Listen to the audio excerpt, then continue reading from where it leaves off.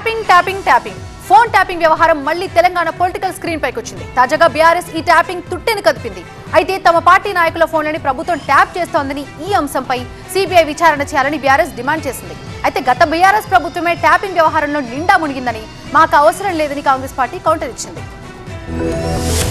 గత కొద్ది రోజులుగా అసలు ఏమాత్రం చర్చలో లేకుండా పోయిన ఫోన్ ట్యాపింగ్ అంశాన్ని మరోసారి తెర మీదకు తీసుకొచ్చారు బీఆర్ఎస్ ఎమ్మెల్యే పాడి కౌశిక్ రెడ్డి. తన ఫోన్ ను రాష్ట్ర ప్రభుత్వం ట్యాప్ చేస్తోందని, కరీంనగర్ సిపి ఫోన్ కూడా ట్యాప్ చేస్తున్నారని సంచలన ఆరోపణలు చేశారు. కాంగ్రెస్ ప్రభుత్వంలో బీఆర్ఎస్ పార్టీ నేతల ఫోన్ల ట్యాపింగ్ జరుగుతోందని, గత కొద్ది రోజులుగా కేసీఆర్, కేటీఆర్, కవిత ఫోన్లు ట్యాప్ చేస్తున్నారని అన్నారు ఆయన. తమ ఏం చేసినా, ఎక్కడకు పోయినా, ఏం మాట్లాడినా ప్రభుత్వానికి తెలుస్తోందని, తమ పర్సనల్ ఇన్ఫర్మేషన్ కూడా ప్రభుత్వానికి ఎలా వస్తోందని ప్రశ్నించారు.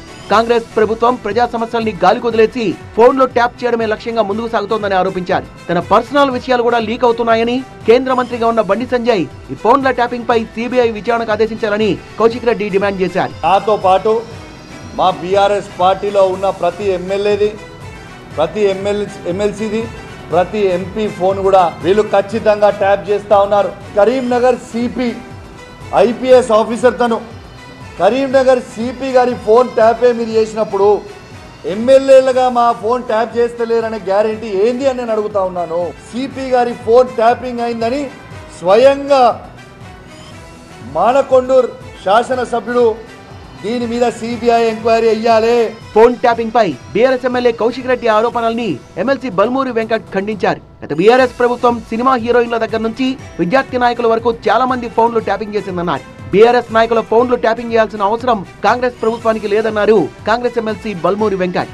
ఫోన్ ట్యాపింగ్ చేయాల్సిన అవసరము మా ప్రభుత్వానికి కానీ మా ప్రభుత్వంలో నాయకులు ఎవరికి లేదు. ఫోన్ ట్యాపింగ్ చేసే ఒక దౌర్భాగ్యమైన ఒక పరిస్థితి చేసింది మీ ప్రభుత్వం.